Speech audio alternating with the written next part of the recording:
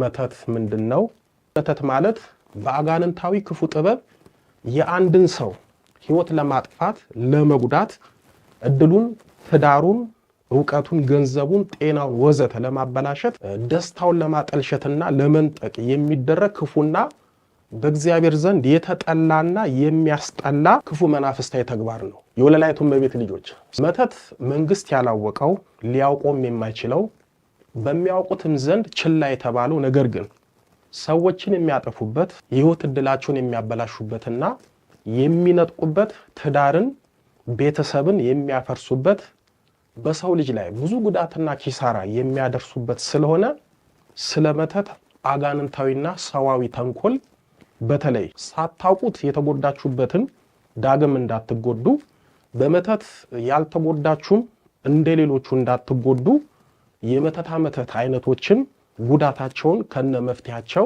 እንድታውቁና እንድትነቁ በስፋትና በጥልቀት እንማማራለን።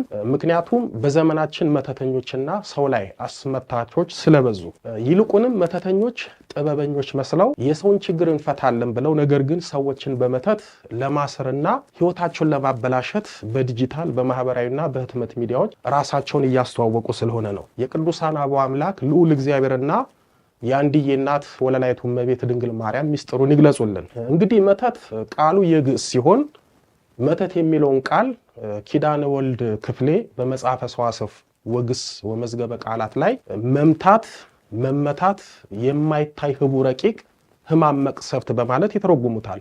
ባህሩ ዘርጋው ከፍተኛ የአማርኛ መዝገበ ቃላት በሚባለው መጽሐፋቸው ላይ መተት የሚለውን አዚም ድግምት አስማት አፍዝ አደንዝዝ በሰው ላይ ጉዳት ለማድረስ የራሱ ጉዳይ እንዲፈጸምለት በተለያዩ ነገሮች ለምሳሌ በልብስ በቤት በቁሳቁሶች በምግብ ላይ የሚያደርገው ድግምት በማለት ይተረጉማል። እንዲሁም የመጽሐፍ ቅዱስ መዝገበ ቃላት መተተኛ የሚለውን ቃል በርኩስ መንፈስ ኃይል ልዩ ድንቅ ነገር የሚሰራ በማለት ይተረጉማል።